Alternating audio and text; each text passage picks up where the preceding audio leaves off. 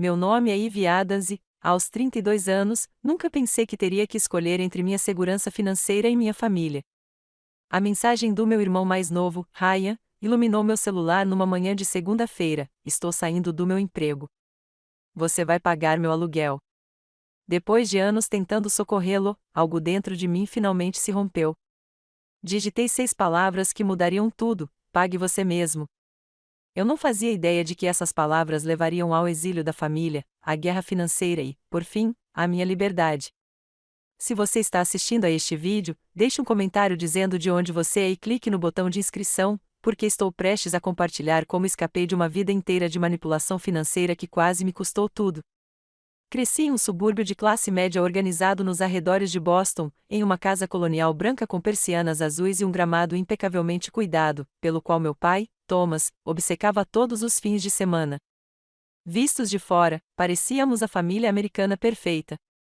Mas, dentro daquelas paredes, minha mãe, Diane, comandava tudo com mão de ferro, especialmente as finanças. Cada dólar que entrava ou saía da nossa casa passava pela minha mãe. Meu pai ganhava um salário decente como engenheiro, mas nunca questionava para onde ia o dinheiro. Ele entregava o salário e ela lhe dava uma mesada. Parecia normal para mim quando criança. Era assim que as famílias funcionavam, eu pensava. Ryan chegou quando eu tinha 4 anos. Desde o momento em que ele chegou, ficou claro que ele ocupava um lugar especial no coração da nossa mãe, algo que eu jamais ocuparia. Ele tinha o cabelo castanho avermelhado ondulado e o sorriso encantador dela, enquanto eu puxei ao meu pai, com cabelos loiros e lisos e olhos azuis sérios. Mais do que as diferenças físicas, porém, eram as regras que nos diferenciavam. Quando eu tinha 10 anos, queria entrar para o time de futebol. Não podemos nos dar ao luxo de atividades frívolas, disse minha mãe. 2 semanas depois, Ryan queria um console de videogame caro. Ele apareceu debaixo da árvore de Natal com uma dúzia de jogos. Esse padrão se repetiu durante toda a nossa infância. Meus pedidos exigiam economia, orçamento ou eram simplesmente negados, enquanto os de Ryan eram atendidos sem questionamentos. A Ivy é a responsável, dizia minha mãe aos parentes em reuniões familiares, como se fosse um elogio e não um fardo. Ela entende o valor do dinheiro. O que ela realmente queria dizer era que eu tinha que ganhar tudo, enquanto Ryan recebia tudo. No ensino médio, eu já havia internalizado esse papel completamente. Eu estudava incansavelmente, sabendo que uma bolsa de estudos era minha única passagem para a faculdade. Minha mãe deixava claro que não havia dinheiro para uma educação cara, pelo menos não para mim. Trabalhei em empregos de meio período, economizei cada centavo e me candidatei a todas as bolsas de estudo que consegui encontrar. O trabalho duro valeu a pena quando recebi uma bolsa integral para a Universidade Northwestern. Na noite em que recebi minha carta de aceitação, meus pais nos levaram para jantar para comemorar. Sempre soubemos que você conseguiria, disse minha mãe, e imediatamente mudou a conversa para as notas baixas de Ryan e como ele ainda não havia encontrado sua paixão. A faculdade foi meu primeiro gostinho de liberdade. Estar a 960 quilômetros de casa me permitiu respirar pela primeira vez. Estudei finanças e economia, determinado a entender o que havia sido usado para me controlar durante toda a minha infância.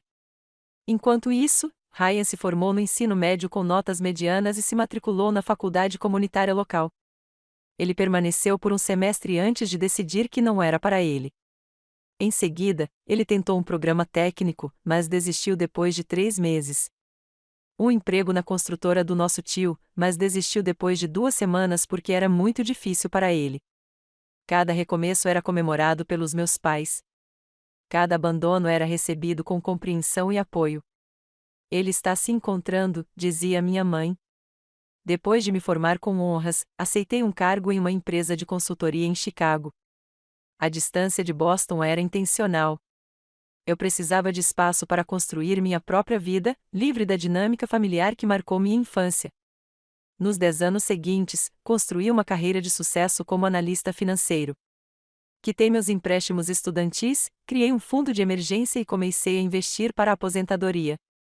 Eu tinha um apartamento pequeno, mas elegante, em Lincoln Park, bons amigos e uma trajetória profissional em constante ascensão. Pela primeira vez na vida, me senti no controle. Então, as ligações começaram a chegar. Ryan precisava de dinheiro para consertar o carro. Ryan precisava de um depósito de segurança para um apartamento novo. Ryan precisava quitar um cartão de crédito antes que os juros disparassem. A cada vez, eu dizia a mim mesma que seria a última vez. A cada vez, eu transferia o dinheiro com um aperto no estômago. A parte mais frustrante nem foi o Ryan perguntar. Foi que esses empréstimos nunca mais foram discutidos. Sem agradecimento, sem plano de pagamento, sem sequer um reconhecimento de que aquilo tinha acontecido. Se eu alguma vez tocasse no assunto, minha mãe intervinha: ele está passando por um momento difícil agora, ou a família ajuda a família, Eve. Não seja egoísta. O Natal passado foi o ponto de ruptura. Voltei para casa com um relógio caro para o meu pai e um cachecol de grife para minha mãe. Ryan deu a todos cupons artesanais para tempo de qualidade porque ele estava um pouco sem dinheiro no momento. Durante o jantar, minha mãe passou 20 minutos elogiando Ryan por uma entrevista que ele havia conseguido em uma empresa de marketing.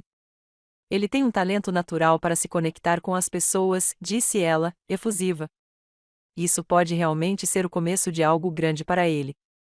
Quando mencionei que estava sendo considerada para uma posição internacional que impulsionaria significativamente minha carreira, minha mãe franziu a testa. Mas você estaria tão longe. E quanto a começar uma família? Você não está ficando mais jovem, Eve. Voltei para Chicago com um peso familiar no peito e marquei uma consulta com um terapeuta no dia seguinte. O Dr. Keller me ajudou a enxergar o que eu tinha sido cego a vida toda. Minha família usava manipulação financeira como forma de controle, e eu a estava permitindo. Limites, disse o Dr. Keller em nossa terceira sessão, não são apenas emocionais. Limites financeiros são igualmente importantes nos relacionamentos. Passei os 6 meses seguintes trabalhando nesses limites. Pequenos passos no início, demorando mais para responder às solicitações financeiras, pedindo planos de pagamento, sugerindo soluções alternativas que não envolviam minha conta bancária. Cada pequeno ato de resistência era fisicamente doloroso. A culpa era avassaladora, o medo da rejeição, paralisante. E então veio a mensagem que mudaria tudo. As manhãs de segunda-feira eram sagradas para mim. Eu acordava às 5h30, corria ao longo do Lago Michigan e voltava para casa para tomar um café em silêncio e tranquilidade antes do início da semana de trabalho. Esse ritual me dava clareza e foco para quaisquer desafios que me aguardassem. Naquela segunda-feira de setembro em particular, eu tinha acabado de me acomodar na varanda com meu café fumegante quando meu telefone vibrou. Quase não verifiquei. Outro limite que eu vinha tentando alcançar era não estar constantemente disponível para todos. Mas algo me dizia para procurar. A mensagem era do Ryan: Ei, mana, ótimas notícias. Pedi demissão daquele emprego idiota de marketing. O chefe era um babaca. Enfim, preciso que você pague meu aluguel por alguns meses enquanto procuro algo melhor. São 2.200 por mês.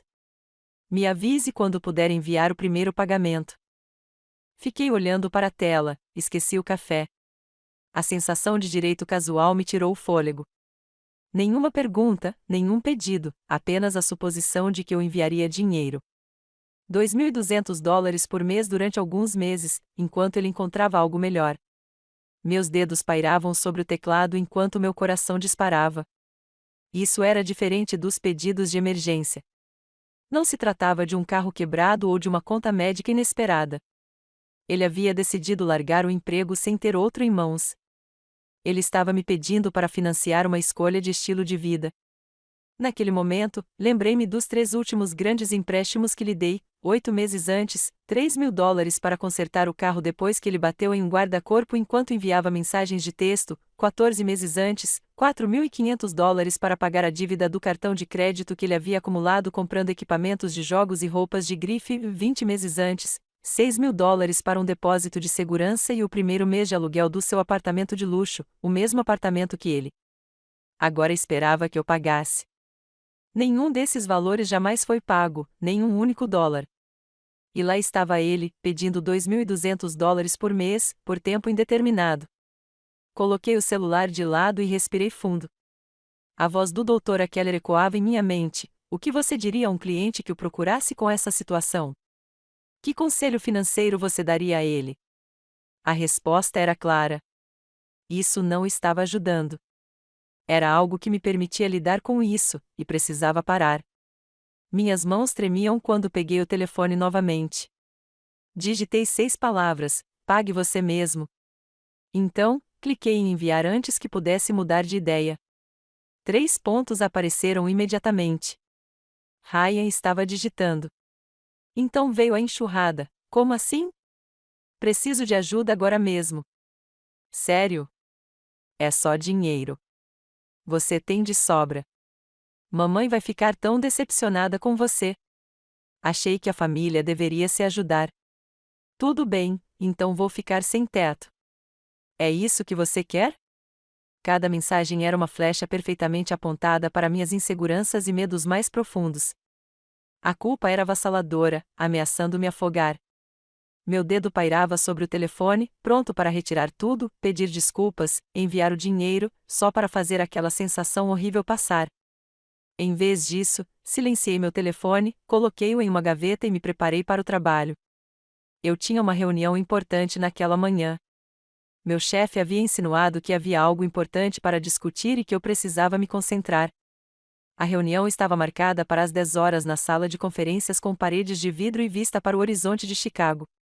Minha chefe, Janete, já estava lá quando cheguei, junto com o chefe de operações internacionais.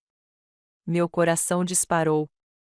Eve, disse Janete com um sorriso, ficamos incrivelmente impressionados com o seu trabalho nos últimos anos. Como você sabe, estamos expandindo nosso escritório em Londres e precisamos de alguém com a sua expertise para ajudar a liderar a equipe de análise financeira lá. Seria uma missão de 2 anos, com um aumento salarial significativo e pacote de relocação. Precisamos que você comece em janeiro. A oportunidade pela qual eu vinha trabalhando há anos finalmente me foi oferecida. Uma chance de me provar em um cenário internacional, de assumir maiores responsabilidades, de construir algo novo. Gostaria de aceitar o cargo, ouvi-me dizer antes mesmo de processar a oferta completa. Estou pronto para este desafio. Janete pareceu surpresa com minha resposta imediata. Você não quer pensar um pouco sobre isso? Conversar com sua família, talvez? Não, respondi com uma firmeza inesperada. Esta é uma decisão minha. Eu quero isso.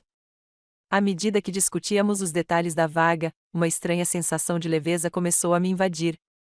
Pela primeira vez na minha vida adulta, eu estava tomando uma decisão importante com base apenas no que eu queria, sem considerar como isso afetaria minha capacidade de sustentar Ryan ou agradar minha mãe. No final do dia, eu havia assinado o contrato preliminar. Minhas mãos estavam firmes enquanto eu escrevia meu nome na linha pontilhada. O medo ainda estava lá, mas foi ofuscado por algo novo: orgulho. Orgulho de mim mesma por escolher meu próprio caminho. Enquanto arrumava minha mesa para ir para casa, finalmente verifiquei meu celular: 12 chamadas perdidas, 5 do Ryan, 7 da minha mãe, 23 mensagens de texto, 2 mensagens de voz. Não dei ouvidos a nenhuma delas. Em vez disso, liguei para minha melhor amiga, Sofia, e perguntei se ela queria jantar conosco. Fomos ao nosso restaurante italiano favorito e pedimos champanhe. A Londres, brindou Sofia, e a Eve, finalmente se colocando em primeiro lugar. Bati meu copo no dela e sorri. É assustador e maravilhoso ao mesmo tempo. É assim que você sabe que é a decisão certa, disse ela. E não se preocupe com sua família. Eles vão se adaptar. Eu não tinha tanta certeza disso. Mas, por uma noite, me permiti comemorar sem culpa. Amanhã seria cedo o suficiente para lidar com as consequências. As consequências vieram mais cedo do que o esperado. Quando voltei para o meu apartamento depois do jantar, tinha outra mensagem de texto me esperando. Era da minha mãe: nem pense em voltar para casa no Natal antes de ser fiadora do empréstimo comercial de $156 mil do Ryan. Ele precisa dessa oportunidade, e você está tentando arruinar a vida dele se recusando a ajudar. Eu te criei melhor do que isso, Eve. $156 mil. Um avalista para um empréstimo empresarial. As palavras se borraram na tela enquanto o pânico inundava meu sistema. Não se tratava mais apenas de pagar o aluguel. Tratava-se de me vincular legalmente a uma dívida enorme para alguém que nunca havia concluído nada na vida. Liguei para minha mãe imediatamente, esquecendo a comemoração. Que empréstimo comercial? Perguntei quando ela respondeu. O Ryan tem a oportunidade de comprar um bar no centro da cidade, disse ela, como se isso explicasse tudo. É um local maravilhoso, e o atual proprietário está disposto a vender por um preço bem razoável. Mas o Ryan precisa de um avalista para o empréstimo, já que ele não tem muito histórico de crédito. São apenas 156 mil. Apenas 156 mil. Ela disse isso tão casualmente como se estivesse me pedindo para pagar $5 por um café. Ele nunca trabalhou em um bar, eu disse. Ele não tem experiência em negócios. Ele acabou de pedir demissão. Como isso pode ser um bom investimento? Não seja tão negativa, minha mãe retrucou. Ryan tem visão. Ele vê possibilidades onde outros veem problemas. É um dom raro. A conversa continuou nesse tom por 20 minutos. Todos os meus argumentos lógicos foram descartados. Todas as minhas preocupações foram atribuídas a ciúmes ou egoísmo. Quando desliguei, eu estava tremendo de raiva e ansiedade. Este não era um padrão novo. Minha mãe usou manipulação financeira como forma de controle durante toda a minha vida. Quando decidi me formar em finanças em vez de educação, como ela queria, ela ameaçou parar de me visitar na faculdade. Por que desperdiçaríamos dinheiro com gasolina para ver alguém que não valoriza nossa opinião? Ela disse. Mudei minha especialização para 2 áreas, finanças e educação, para apaziguá-la, cursando créditos extras a cada semestre, com grande custo pessoal. Quando consegui meu primeiro apartamento em Chicago e me recusei a lhe dar a chave para emergências, ela escondeu minhas lembranças de infância, alegando que não havia mais espaço na casa deles para guardar as minhas tralhas. Tive que pagar uma passagem de última hora para casa e um carro alugado para recuperar caixas que estavam intocadas no sótão deles há anos. Dinheiro e bens materiais nunca foram apenas dinheiro e bens materiais na minha família. Eram influência, controle, poder. Sentei-me no meu sofá no escuro, lutando para respirar enquanto ondas de pânico me invadiam.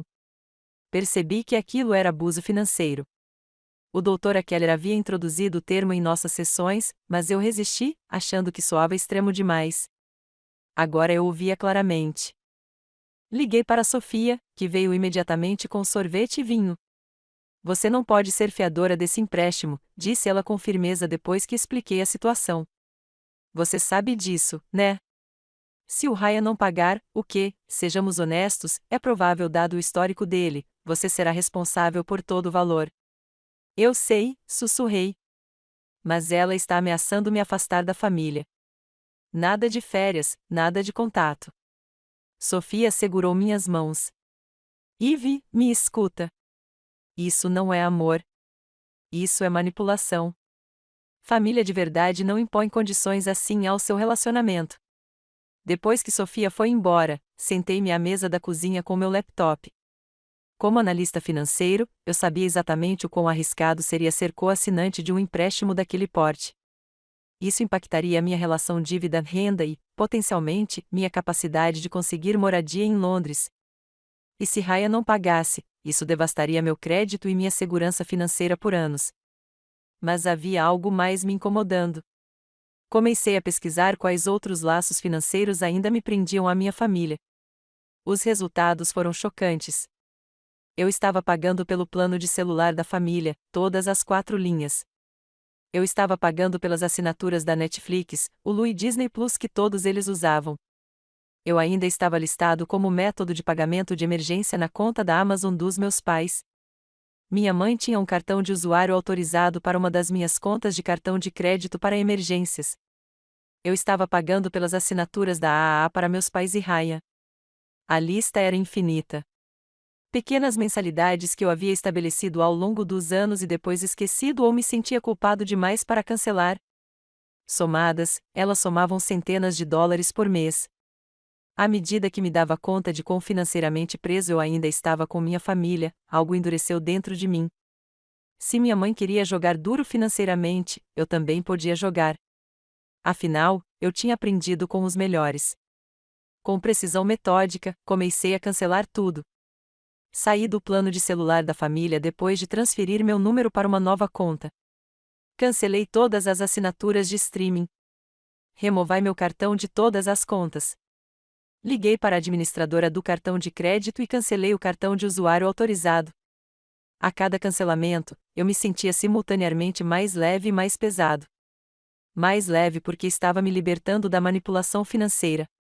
Mais pesado porque sabia qual seria a resposta. Às 2 horas da manhã, eu já havia desfeito todas as conexões financeiras que consegui encontrar. As únicas coisas que não pude cancelar imediatamente foram compromissos de longo prazo, como apólices de seguro, que anotei para tratar durante o horário comercial. Desliguei meu telefone completamente antes de ir para a cama. Amanhã traria a tempestade, e eu precisava descansar o máximo possível antes de enfrentá-la. Acordei às 6 horas com o zumbido insistente do meu telefone fixo, um telefone que eu usava principalmente para emergências de trabalho. Quando atendi, ouvi a voz cansada do meu pai. Eve, sua mãe e seu irmão estão fora de si. Eles tentaram falar com você a noite toda. Respirei fundo. Desliguei meu celular. Precisava dormir. Você poderia ligá-lo novamente, por favor? Eles precisam falar com você. A culpa em sua voz fez meu peito apertar, mas me segurei firme. Pai, vou ligá-lo daqui a pouco, mas primeiro preciso que você entenda uma coisa. Não vou ser fiador desse empréstimo. É financeiramente irresponsável e não vou ser manipulado para isso. Houve uma longa pausa. Eu sei, disse-lhe finalmente, com a voz quase num sussurro, mas você sabe como é a sua mãe. E o Ryan? Ele está convencido de que este bar é a sua grande oportunidade. Pai, alguém viu um plano de negócios? Projeção de receita? Algo que sugira que este é um negócio viável e não apenas mais um dos impulsos do Ryan? Seu irmão tem visão, Eve, disse ele, repetindo as palavras da minha mãe. Visão não paga empréstimos, respondi. Preciso ir trabalhar agora. Ligo mais tarde. Quando finalmente liguei meu telefone novamente, fui recebida com 36 chamadas perdidas, dezenas de mensagens de texto e várias mensagens de voz. As ligações eram principalmente da minha mãe e do Ryan, mas também havia várias de tias, tios e até da minha prima Tara, com quem eu não falava há anos. As mensagens de voz variavam da raiva do Ryan: você está sendo um completo palavrão sobre isso, às lágrimas da minha mãe: como você pôde fazer isso com seu irmão, com sua família, a súplica silenciosa do meu pai: por favor, ligue para sua mãe, podemos resolver isso. A descoberta mais perturbadora foi uma mensagem de texto em grupo que minha mãe enviou para nossa família extensa: pedido de oração. Eve abandonou o irmão em um momento de necessidade e se recusa a ajudá-lo a garantir seu futuro. Ela também cortou nosso serviço de celular e outras necessidades, vingativamente, sem aviso prévio. Por favor, entrem em contato com ela e a ajudem a se lembrar da importância da família. Minhas mãos tremiam de raiva enquanto eu lia a mensagem. A deturpação descarada, a humilhação pública, a mobilização de macacos voadores para me pressionar. Era manipulação em sua forma mais pura. Os telefonemas de parentes começaram a chegar imediatamente. Minha tia linda, família ajuda família, Eve. Meu tio Steve, sua mãe está fora de si. Meu primo Mark, cara, só ajuda o Ryan. Não é grande coisa. Nenhum deles pediu a minha versão da história. Ninguém questionou se ser fiador de um empréstimo de 6 dígitos era um pedido razoável. Eles haviam recebido ordens da minha mãe e a seguiam sem questionar. Silenciei meu telefone novamente e fui trabalhar. O escritório se tornou meu santuário, um lugar onde as decisões eram tomadas com base em dados e lógica, não em manipulação emocional. Onde meu valor era medido pelas minhas contribuições, não pela minha obediência. Consegui me concentrar no trabalho até o início da noite, quando minha assistente bateu à porta do meu escritório. Tem alguém aqui para te ver, disse ela, parecendo desconfortável. Ele disse que é seu irmão e que é uma emergência. Ryan nunca tinha me visitado no trabalho antes. Ele nem sabia onde ficava meu escritório. Devia estar desesperado para me encontrar ali. Vou sair, eu disse, sem querer trazer o drama familiar para o meu escritório particular. Ryan estava parado na recepção, com uma expressão irritada e presunçosa ao mesmo tempo. Ele usava uma jaqueta de couro cara que eu nunca tinha visto antes e jeans de grife. Não era a aparência de alguém em apuros financeiros. Precisamos conversar, disse-lhe ao me ver, em particular. Levei-o até uma pequena sala de conferências e fechei a porta. Como você sabia onde eu trabalho? Mamãe ligou para sua amiga Sofia e fingiu que precisava te enviar algo importante. A invasão de privacidade fez meu sangue ferver, mas mantive o rosto neutro. O que você quer, Ryan? O que eu quero? Quero minha irmã de volta. Aquela que se importava com a família. Você se transformou em uma espécie de robô sem coração. A mamãe chora o tempo todo, e você simplesmente não se importa. Eu me importo muito, eu disse baixinho. Mas não vou ser fiadora de um empréstimo desse valor para um empreendimento no qual você não tem experiência. Você acha que eu não consigo, disse ele, com o rosto corado. Você sempre achou que era melhor do que eu. Isso não é verdade. Mas eu acho que você tem o hábito de começar as coisas e não terminá-las, e isso faz de você um devedor de alto risco. Mamãe disse que você tem bastante dinheiro, ele retrucou. Ela disse que você está sendo egoísta. Lá estava. Minha mãe vinha me pintando como o rico, o que resiste, o que tem recursos de sobra. Era hora de corrigir essa narrativa. Abri meu laptop e abri meus registros financeiros. Olha só, Ryan. Estes são meus empréstimos estudantis que ainda estou pagando. Este é meu aluguel. Estas são minhas contribuições para a aposentadoria. Este é meu fundo de emergência. É isso que tenho enviado para você, para a mamãe e para o papai nos últimos 5 anos. Ele encarou a tela, sua expressão mudando de raiva para confusão. Mas a mamãe sempre dizia. A mamãe diz muitas coisas. Nem todas são verdade. Eu podia ver as engrenagens girando em sua cabeça, as primeiras rachaduras aparecendo na narrativa que ele tinha ouvido a vida toda. Por um breve momento, pensei que poderíamos estar tendo um avanço. Então minha mãe entrou. Até hoje, não sei como ela conseguiu passar pela segurança do prédio, mas de repente lá estava ela, com o rosto uma máscara de indignação justificada. Então é aqui que você se esconde para fugir das suas responsabilidades familiares, disse ela, olhando ao redor da sala de conferências com desdém. Mãe, olha isso, disse Ryan, apontando para a tela do meu computador. A Ivy vem nos mandando dinheiro esse tempo todo e ainda está pagando as dívidas estudantis. Minha mãe mal olhou para a tela. Sua irmã ganha bastante. Ela pode se dar ao luxo de te ajudar. Ela está optando por não ajudar porque sempre teve ciúmes do nosso relacionamento. De repente, o momento de clareza se foi. O rosto de Ryan endureceu novamente, enquanto ele voltava a se alinhar à versão da realidade da minha mãe. A discussão se intensificou rapidamente. Tentei manter a calma e a racionalidade, explicando por que ser fiador do empréstimo não era financeiramente viável, mas minha mãe distorceu cada palavra. Quando mencionei que estava me mudando para Londres, ela agiu como se eu tivesse mantido segredo para machucá-los, em vez de ter aceitado o emprego no dia anterior. Meu corpo inteiro tremia de ansiedade, mas eu me mantive firme. Finalmente, minha mãe deu seu ultimato: ou você é fiadora do empréstimo e demonstra seu compromisso com esta família, ou não faz mais parte dela. É simples assim. A sala de conferências ficou em silêncio. Ryan pareceu desconfortável, mas não a contradisse. Respirei fundo e tomei a decisão mais difícil da minha vida. Então acho que não faço mais parte da família. O rosto da minha mãe ficou inexpressivo, em choque. Ela nunca imaginou que eu escolheria a mim mesmo em vez da sua aprovação. Na visão de mundo dela, essa opção não existia. Você não está falando sério, disse ela. Estou falando sério, respondi, com a voz mais firme do que me sentia. Amo todos vocês, mas não serei mais manipulada. Nem com dinheiro, nem com culpa, nem com laços familiares. Acompanhei-os para fora do prédio em silêncio. Quando chegamos à rua, minha mãe se virou para mim uma última vez. Você vai se arrepender, disse ela. Quando estiver sozinha em um país estrangeiro, sem família a quem recorrer, vai perceber o que jogou fora. Observei-os se afastarem, sentindo-me ao mesmo tempo vazio e estranhamente em paz. O pior já tinha acontecido. Eles tinham jogado sua cartada suprema, a exclusão da família, e eu tinha sobrevivido.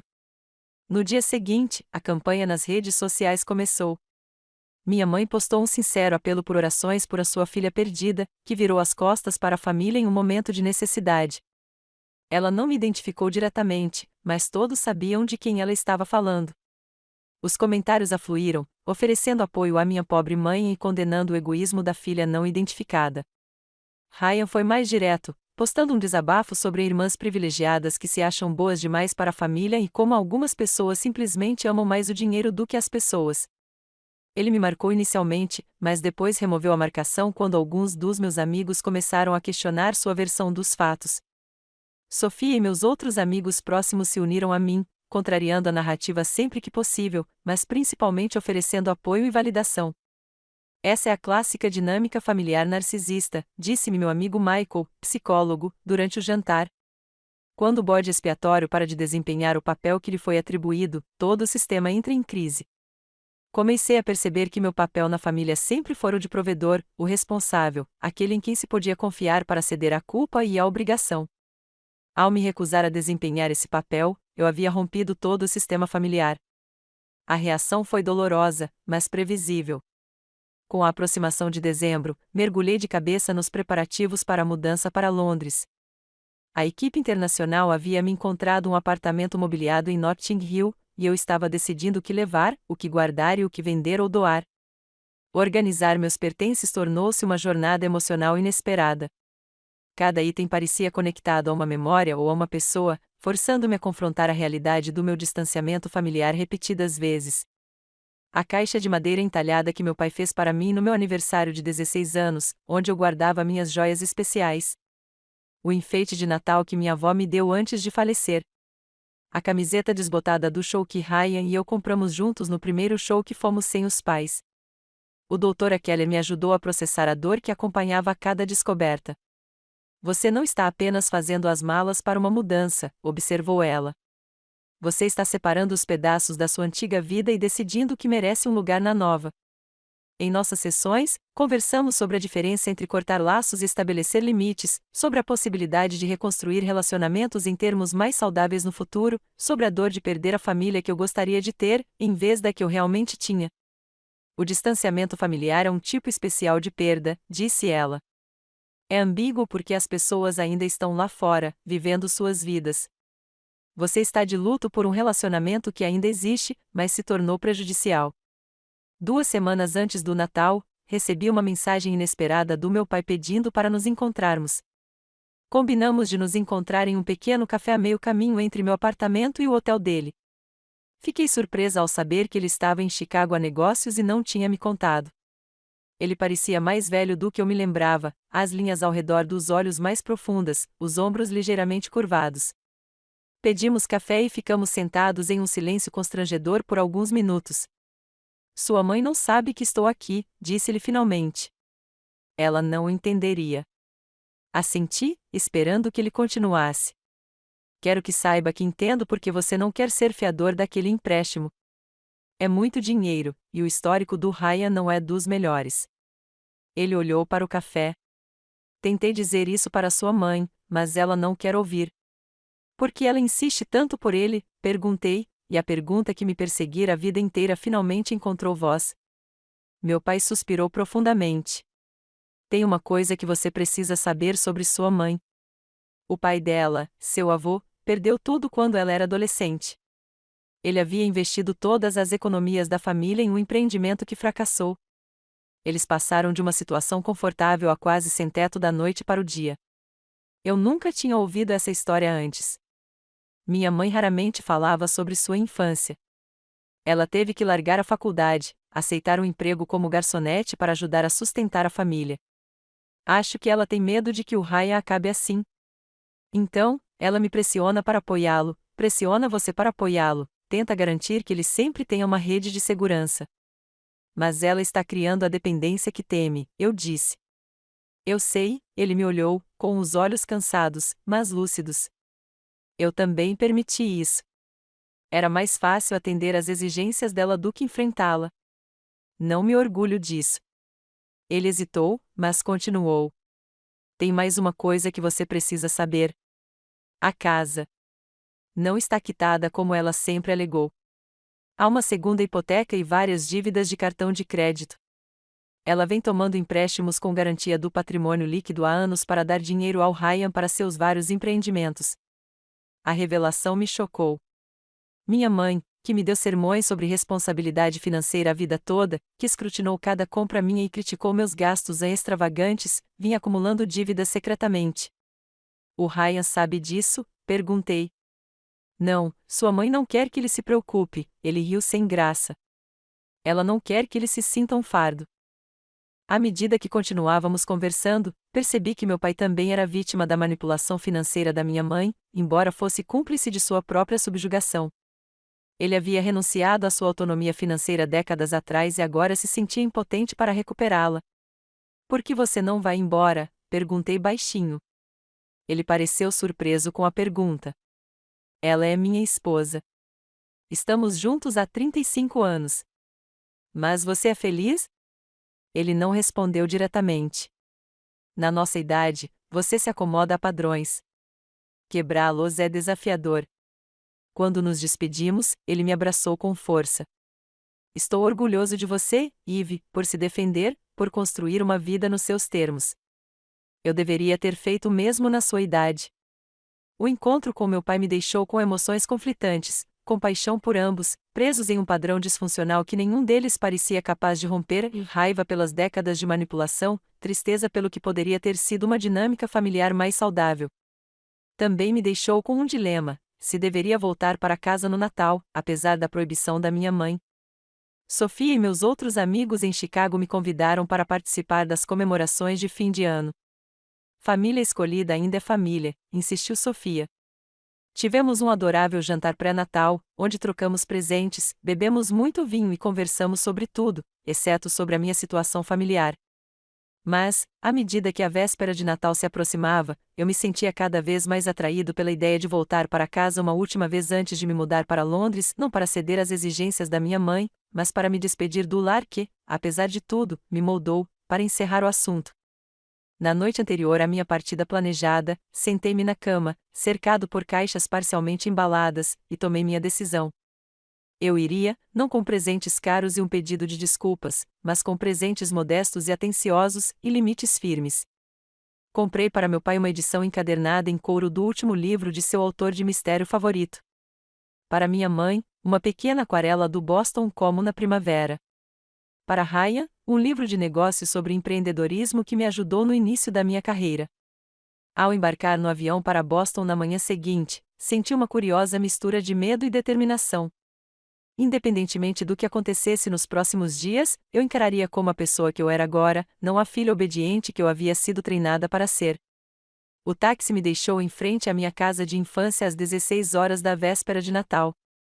A casa estava decorada com o mesmo requinte de sempre, luzes iluminando cada detalhe arquitetônico, uma guirlanda gigante na porta e os quebra-nozes em tamanho real ladeando os degraus da frente, que minha mãe trazia todos os anos. Fiquei parada na calçada por um longo momento, reunindo coragem antes de caminhar até a porta da frente. Eu tinha a chave, mas preferi tocar a campainha. Esta não era mais a minha casa. Eu era um visitante agora. Meu pai respondeu, arregalando os olhos de surpresa. Eve, você veio. Ele me puxou para um abraço apertado e sussurrou: sua mãe não sabe que você estava vindo. Entrei em casa, e os aromas familiares de pinho e canela me trouxeram uma onda de lembranças. Minha mãe estava na cozinha, de costas para mim, enquanto arrumava os biscoitos em um prato de servir. Ryan estava esparramado no sofá, mexendo no celular. Olha quem chegou, anunciou meu pai, com a voz excessivamente animada. Minha mãe se virou, seu rosto mudando rapidamente de choque para a raiva e, em seguida, para um sorriso forçado. Eve, que surpresa! Ryan olhou para cima, com uma expressão indecifrável. Ei! A tensão na sala era palpável. Minha mãe enxugou as mãos no avental, com os movimentos rígidos. Bem, acho que você pode ajudar a pôr a mesa para o jantar. Temos convidados chegando em uma hora. Nenhum como vai, nenhum senti saudades. Direto para a distribuição de tarefas, como se eu fosse uma empregada atrasada e não a filha dela. Larguei minha pequena sacola de presentes. Trouxe para vocês. Nada caro, só algumas coisinhas que achei que vocês poderiam gostar. Minha mãe olhou para o papel de embrulho simples com um desdém mal disfarçado. Que atencioso. Vou colocá-los debaixo da árvore. A noite transcorreu com extrema polidez, com a chegada da família extensa para o tradicional jantar de véspera de Natal, tia Susan, irmã da minha mãe, tio Robert e seus 3 filhos, o irmão do meu pai, Frank, e sua esposa, Julia. Todos conversaram superficialmente, evitando cuidadosamente qualquer menção ao drama familiar que claramente circulava em telefonemas e mensagens de texto abafados. Eu podia sentir os olhares curiosos deles em mim durante todo o jantar, imaginando se eu era a vilã que minha mãe tinha pintado, imaginando que tipo de filha se recusa a ajudar o irmão, imaginando por que eu estava ali se eu era tão egoísta e indiferente. O ponto crítico veio durante a sobremesa. Minha mãe, talvez encorajada pela segunda taça de vinho, pigarreou para chamar a atenção. Já que estamos todos reunidos aqui como família, começou ela, com a voz assumindo o tom martirizado que eu conhecia tão bem, quero agradecer a todos pelas orações e apoio neste momento difícil. Como sabem, Ryan tem uma oportunidade de negócio maravilhosa, mas certas pessoas não se mostraram dispostas a ajudá-lo a realizar seus sonhos. Todos os olhares se voltaram para mim. O silêncio na sala era ensurdecedor. Algo dentro de mim estalou. Anos de sentimentos reprimidos, o ressentimento, a mágoa, a raiva, vieram à tona. Mas, em vez da explosão emocional que minha mãe claramente esperava provocar, falei com calma e clareza. Acho que está na hora de falarmos sobre manipulação financeira nesta família. O rosto da minha mãe empalideceu. Este não é o momento nem o lugar, Eve. Na verdade, já que você tocou no assunto na frente de todo mundo, acho que é exatamente o momento e o lugar. Durante anos, esperaram que eu socorresse o Ryan sempre que ele precisasse de dinheiro. Tenho pago contas de telefone, serviços de streaming e despesas de emergência sem reclamar. Mas ser fiadora de um empréstimo de $156 mil é ultrapassar os limites. E quando recusei, me disseram que eu não era mais bem-vinda nesta família. As expressões de choque ao redor da mesa me indicavam que a versão dos acontecimentos contada pela minha mãe havia sido significativamente editada. Isso não é verdade, gaguejou minha mãe. Eu nunca disse que você não era bem-vindo. Só disse que ações têm consequências. Você literalmente me mandou uma mensagem dizendo para eu não voltar para casa no Natal a menos que eu assinasse um empréstimo, eu disse. Foram exatamente essas suas palavras. Ryan, que estava estranhamente quieto, de repente falou: Mãe, você realmente disse isso para ela? O rosto da minha mãe corou.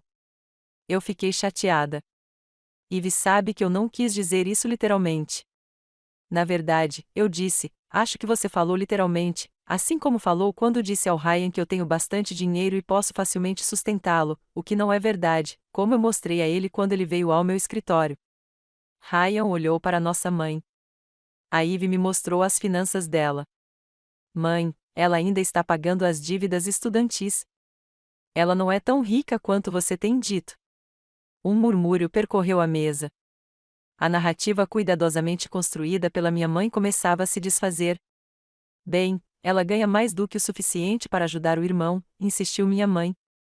Ela sempre foi egoísta com o dinheiro. É por isso que você nunca me contou sobre a segunda hipoteca da casa, perguntei baixinho. Ou sobre a dívida do cartão de crédito? Porque eu sou a egoísta com o dinheiro. Minha mãe virou a cabeça bruscamente para o meu pai. Você contou isso a ela? Como pôde? Tia Susan, que ouvia atentamente, inclinou-se para a frente. Diane, você tem problemas financeiros que não nos contou? Claro que não, respondeu minha mãe rapidamente. Só um pequeno empréstimo com garantia hipotecária para algumas reformas. Nada com que se preocupar. Não é pequeno e não era para reformas, disse meu pai, com a voz mais forte do que eu jamais ouvirá. Era para cobrir os negócios fracassados e as despesas de subsistência do Ryan. Já passou de $100 mil. A sala explodiu em uma conversa confusa. No meio disso, tia Susan me olhou nos olhos e me deu um pequeno aceno de cabeça. Mais tarde, ela me contaria que já tinha visto esse padrão antes. Era como nossa avó também controlava a família, usando o dinheiro como alavanca, criando dependência, punindo a independência. Sua mãe aprendeu isso com a mãe dela, ela me disse, assim como sua avó aprendeu com a dela. A manipulação financeira tem sido a herança familiar de gerações de mulheres em nossa família. Enquanto a verdade se derramava sobre a mesa de jantar naquela véspera de Natal, observei o rosto da minha mãe alternar emoções, raiva, medo, desafio e, finalmente, uma vulnerabilidade devastadora. Pela primeira vez, não a vi como a matriarca todo-poderosa que controlava minha vida, mas como alguém danificada pelo próprio passado, perpetuando padrões que não sabia como quebrar. Mãe, eu disse quando a sala se acalmou um pouco, agora entendo por que você tem tanto medo de o Ryan acabar como o vovô, perdendo tudo. Mas você não percebe que, ao torná-lo dependente de esmolas, você não está ensinando-o a ser financeiramente estável? Você está ensinando-o a confiar nos outros em vez de em si mesmo. Só estou tentando ajudá-lo, disse ela, com a voz baixa. Eu sei, mas existem maneiras melhores de ajudar. Virei-me para Ryan. E você precisa entender que eu me importo muito com você, mas não posso ser seu caixa eletrônico pessoal. Não é bom para nenhum de nós. Ryan pareceu envergonhado, mas assentiu. Estive pensando no que você disse no seu escritório, sobre meu padrão de desistir de tudo. Você não está errado. Não era um reconhecimento total de seu papel na disfunção, mas era um começo. O resto da noite foi tenso, mas estranhamente catártico. Segredos de família que vinham se apodrecendo na escuridão foram finalmente revelados. Minha mãe se recolheu cedo ao quarto, alegando dor de cabeça. Meu pai, parecendo exausto e aliviado ao mesmo tempo, me agradeceu por ter vindo. Precisava ser dito, sussurrou. Tudo. Não fiquei em casa naquela noite. Reservei um quarto de hotel na cidade, prevendo que talvez precisasse de território neutro. Ao me afastar da casa da minha infância, senti uma mistura complexa de tristeza e libertação. O confronto tinha sido doloroso, mas necessário. A verdade tinha sido dita, mas o dano aos nossos relacionamentos poderia ser irreparável. No meu quarto de hotel, liguei para Sofia para atualizá-la. Parece que você se manteve firme, disse ela, orgulhosa. Como se sente? Como se eu tivesse me perdido e me encontrado ao mesmo tempo, respondi. Estou triste com o desfecho, mas não me arrependo de ter dito o que precisava ser dito. Isso é crescimento, disse ela. Um crescimento doloroso e lindo. 3 meses depois, eu estava instalado no meu apartamento em Londres, um apartamento de 2 quartos bem iluminado em Notting Hill, com janelas grandes que deixavam entrar toda a luz do sol que o clima inglês permitia. Meu trabalho no escritório internacional era desafiador da melhor maneira possível, me impulsionando a expandir minhas habilidades e perspectivas. Eu tinha feito alguns amigos de trabalho e estava aos poucos construindo uma vida na nova cidade. A transição não foi isenta de dificuldades. Mudar-se para outro país significou navegar por novos sistemas, diferenças culturais e a profunda solidão que às vezes acompanha a distância de lugares e rostos familiares. Houve dias em que questionei minha decisão, noites em que fiquei acordado, sentindo falta do conforto de um ambiente conhecido. Mas também houve momentos de euforia, caminhar pelo Regent's Park em uma manhã fresca, descobrir uma pequena livraria escondida em uma rua de paralelepípedos, navegar com sucesso pelo metrô sem me perder. Pequenas vitórias que me lembraram por que eu havia dado esse salto. Meu relacionamento com a família estava evoluindo de maneiras inesperadas. Meu pai e eu tínhamos videochamadas semanais, conversas que pareciam mais honestas e equilibradas do que qualquer outra que já havíamos tido. Ele próprio havia começado a consultar um terapeuta, superando décadas de passividade e codependência. Eu deveria ter te defendido mais, ele me disse durante uma ligação, tanto quando você era criança quanto nos últimos anos. Sinto muito por isso. Você também caiu na teia dela, pai, eu disse. Todos nós caímos. Minha mãe e eu tínhamos contato limitado. Ela havia enviado um breve e-mail depois que me mudei, formal e distante, sem mencionar nosso confronto de Natal. Respondi com a mesma brevidade, deixando a porta aberta para futuras conversas sem me estender demais. A cura, se acontecesse, levaria tempo e exigiria mudanças de comportamento de ambos os lados. A maior surpresa foi Ryan. Um mês depois do Natal, ele conseguiu um emprego em uma empresa de marketing sem a ajuda da família. Mudou-se para um apartamento menor, que podia pagar sozinho. Começou a consultar um terapeuta também, começando a entender como a dinâmica familiar havia moldado suas expectativas e comportamento. Eu nunca percebi o quanto a mamãe me mimava, disse-lhe durante um de nossos telefonemas ocasionais, ou quanta pressão ela colocava em você para ser o responsável. Não era justo com nenhum de nós. Ele ainda era Ryan, impulsivo, carismático, um pouco egocêntrico, mas havia uma nova consciência nele, uma disposição para examinar seu papel no sistema familiar que me dava uma esperança cautelosa em seu crescimento. A paz financeira que senti foi talvez a mudança mais profunda. Pela primeira vez na minha vida adulta, cada dólar que ganhei era realmente meu. Não houve pedidos inesperados de fundos de emergência, nem pedidos de empréstimos carregados de culpa que nunca seriam pagos. Eu podia fazer um orçamento, poupar e gastar de acordo com minhas próprias prioridades, sem a ansiedade constante de que a crise financeira de outra pessoa pudesse atrapalhar meus planos. Eu tinha acabado de chegar do trabalho numa sexta-feira à noite, no final de março, quando meu telefone tocou com uma videochamada do Ryan, uma ocorrência incomum. Adivinha onde estou? Disse ele quando atendi. O fundo mostrava o que parecia ser um terminal de aeroporto. Não faço ideia, respondi, intrigado. Heathrow. Estou em Londres. Seu rosto estava iluminado de entusiasmo. Visita surpresa. Eu mesmo economizei para a passagem. Fiquei momentaneamente sem palavras. Isso era tão diferente do antigo Ryan, que esperaria que eu financiasse uma viagem dessas. Isso é, nossa, que incrível! Quando você planejou isso? Estou economizando há 3 meses, disse ele, orgulhoso. Desde o Natal. Queria te mostrar que consigo fazer as coisas sozinho. Consegui uma boa oferta na passagem aérea. Encontrei um albergue barato. Não pretendo ficar com você nem nada, só pensei que seria legal ver onde você mora agora. Talvez jantar ou algo assim.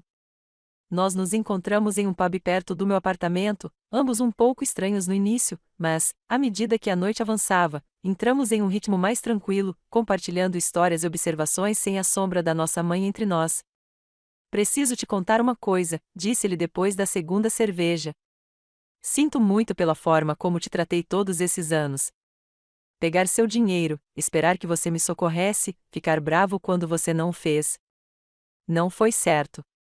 Obrigada por dizer isso, eu disse, genuinamente tocada pelo pedido de desculpas. Eu também contribuí para isso, sabe, por sempre dizer sim, por nunca impor limites. Era mais fácil simplesmente ceder do que lidar com a culpa de dizer não. Nós dois estávamos presos naqueles papéis que a mamãe criou para nós, disse ele, pensativo.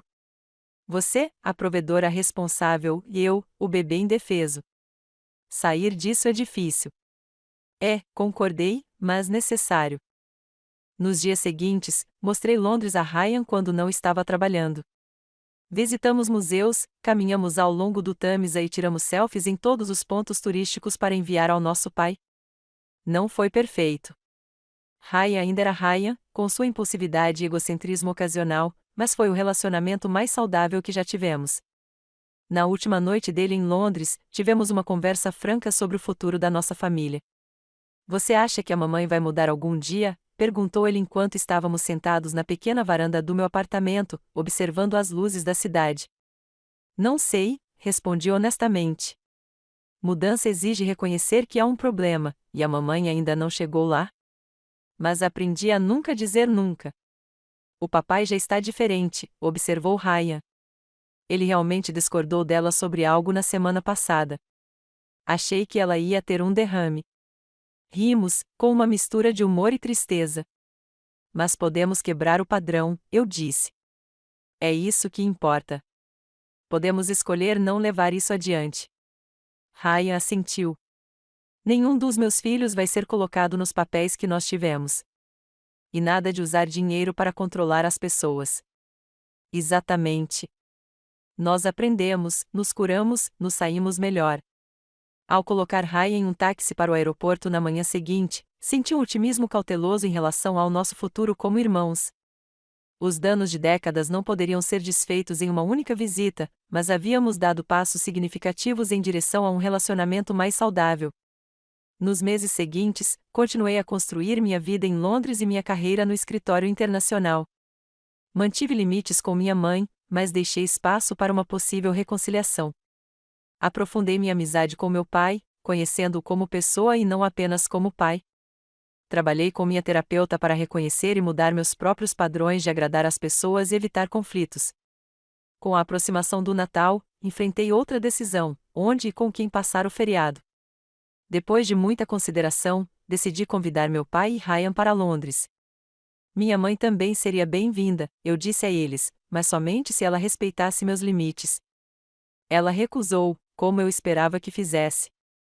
Mas meu pai e Ryan aceitaram, marcando o primeiro Natal que eu celebraria nos meus termos, na minha casa, com meus limites intactos. A manipulação financeira foi uma força destrutiva na minha família por gerações, criando padrões tóxicos de controle e dependência. Libertar-me exigiu confrontos dolorosos, escolhas difíceis e a coragem de arriscar a rejeição. A jornada não havia terminado.